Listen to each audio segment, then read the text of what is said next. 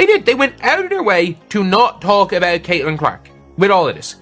Like, they had a commercial they released where they mentioned Juju Watkins, they mentioned Sabrina, they mentioned all the athletes that were on the t-shirt other than Caitlin Clark and Paige. Nike went too far this time and disrespected Caitlin Clark so much that even her critics had to rethink their position. I was born that night. I was. I woke up today, I saw this, I checked my birth certificate just to make sure. Yeah, I was born at night. Not last night, Nike. Not last night. First, they dropped an ad hyping up AA Wilson like she's the next MJ, making it seem like a game changer. But then, out of nowhere, they threw Caitlin Clark in for just 10 seconds, like she was an afterthought at a family reunion. Nike, seriously, you messed up worse than Shaq at the free throw line. Let's take a minute to break this down properly. Talent Rookie of the Year, Caitlin Clark. She's not. I know you want a tea. Okay. She's not even talking. Like, she's silent, and two, it's a voiceover. Talent Rookie of the Year, Caitlin Clark. I know you want a tea. Okay. So someone edited that in post-production. They put a voiceover.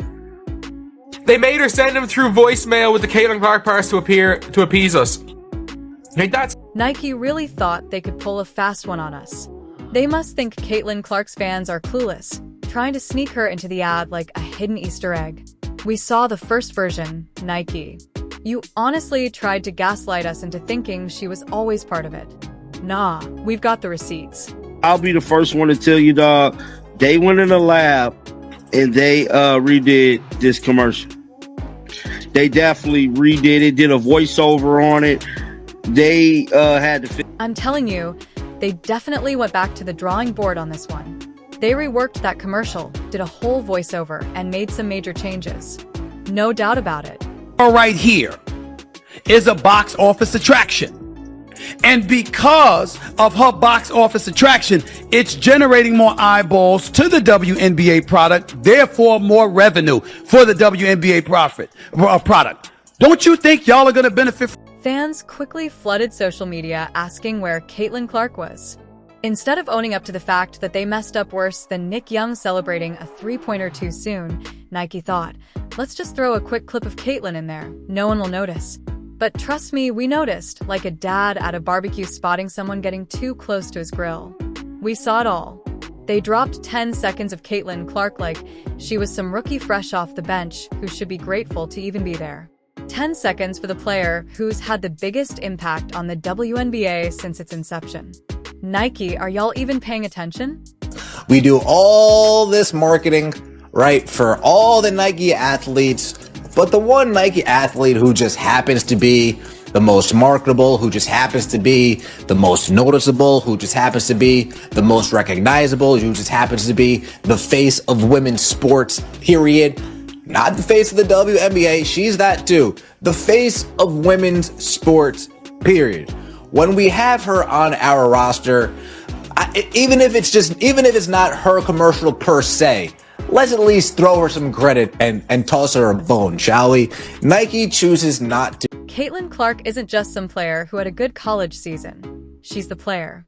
She's the reason WNBA viewership is shattering records. She's why Indiana Fever games are selling out like it's a Beyoncé concert. She's got NBA players who've never seen a single quarter of women's basketball suddenly acting like experts on the WNBA space, pace, and physicality. And yet, Nike thought it made sense to give her the same amount of screen time they give a backup dancer in a Beyoncé music video. Unbelievable. Is Nike not going full on Caitlin Clark phenomenon? You've got the most popular women's athlete in the world. Do they still not have a Caitlin Clark shoe out?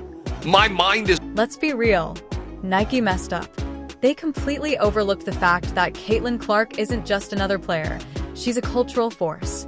She's got casual sports fans, people who couldn't tell you the difference between a pick and roll and a cinnamon roll, tuning into WNBA games for the first time. Real talk, Caitlin's college games at Iowa were pulling millions of viewers, often beating NBA games. When she declared for the draft, ticket prices for Indiana Fever games skyrocketed by 400%, and the NBA even had to rearrange its TV schedule to feature her games. And yet, Nike, one of the biggest sports brands in the world, thought it was a good idea to give her a cameo like she's some Marvel post-credit scene. This wasn't just an oversight, it was a huge misstep. Caitlyn's fans don't play, they're like Swifties, but with basketball knowledge and a major beef with WNBA reps. Taylor's Nike deal might be the worst endorsement deal in the history of professional sports. You guys remember this billboard that was put up in Iowa? Well, that's one of the last times that Nike has done anything for. This whole fiasco proves one thing: brands can't fake authenticity. Fans can tell when you're not being real. If you're going to market the WNBA, you better do it in a way that reflects what's actually happening. Nike tried to push a narrative instead of following the truth, and reality called them out for it. Caitlin Clark isn't just a great player, she's the biggest force the WNBA has seen in decades. Downplaying her impact is like saying LeBron James was just a solid role player. It's absurd. 5 games into it, we sold more merch than us all of last year. No matter how we feel about the attention she's getting, our shit is being sold. People are watching us now. The fact that she's making the league more popular for the masses, it's benefiting. Nike's out here trying to sell NBA jerseys, right? So, who has the best-selling jersey in the entire league? Say it with me, Caitlin Clark. Not A.A. Wilson, not anyone else, Caitlin Clark. She literally changed the game, shattered records, and got more people invested in women's basketball than ever before. She's basically the basketball version of Wi-Fi. Everyone needs her, even if they won't admit it. So Nike, let me ask you a simple question. Why wouldn't you build an entire ad campaign around your biggest moneymaker? Who's running your marketing department? A magic 8-ball? Or worse, a group of dads who still think LeBron and Jordan are the only 2 basketball players to ever exist? Seriously, the math isn't adding up. Caitlin Clark's jersey sales are soaring. Her influence is undeniable, and yet Nike is acting like they misplaced the most valuable player in their marketing playbook. They should be plastering her face on billboards, rolling out signature shoes, and giving her her own campaign. Instead, they centered their ad around A.A. Wilson. See this quote, "It wasn't a championship locker room." Wow. Okay. Interesting. Holy smokes. Las Vegas Aces star A'ja Wilson missed out on a 3rd consecutive WNBA title as they fell to the New York Liberty in the semifinals. In an interview with Callie Finn of the Las Vegas Review-Journal on Monday, Wilson acknowledged that her team, quote, failed. No disrespect to A.A. Wilson, but let's be real. She doesn't have the same impact as Caitlin Clark. She's a great player, sure, but when it comes to ratings, influence, and putting fans in the stands, Caitlin Clark is the one changing the WNBA. Nike's running their business like a group project where one person does all the work and the others just show up for the final presentation. While Nike's fumbling Caitlin's marketing, she's putting in the work. She's in the gym, getting better, studying the game, and preparing for next season with a true Hooper's mindset. No distractions, no excuses, just straight killer mentality. Meanwhile, A.A. Wilson's been busy too, but not on the court. Instead of letting her game speak for itself, she's been on a media tour of complaints. First, it was about the Aces locker room, then about people not respecting them, like they weren't dominating before. You guys were the favorites of the super team. This isn't a Disney movie where you're the underdog. You were the Golden State Warriors of the WNBA. We're creating movements over A'ja Wilson being disrespected, and they was mad as all kinds of new hell because Caitlin Clark got her a signature shoe, which, by the way, Nike has set on themselves.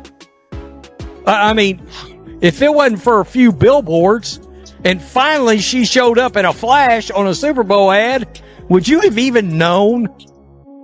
I mean, honestly. Yeah, it is. It's just so funny. Nike's just fumbling of Caitlin Clark. Like, this wouldn't, by the way, like, I wouldn't be complaining that much about this if it wasn't for the fact that, like, Nike are out there basically saying that one of the big reasons why they're failing is because of a lack of their Look, A.A. Wilson is an incredible player. No one's denying that.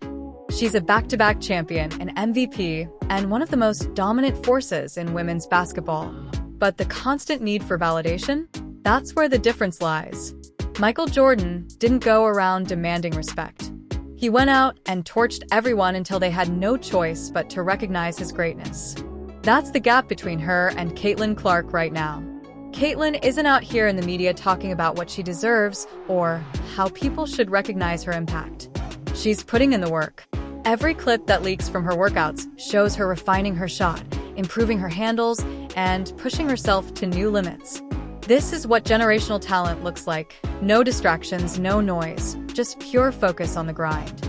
I was at the Paris games and we went out with the Pacers after one of their games, and we were kind of having this debate, like, who's hotter right now, Caitlin or some other NBA players?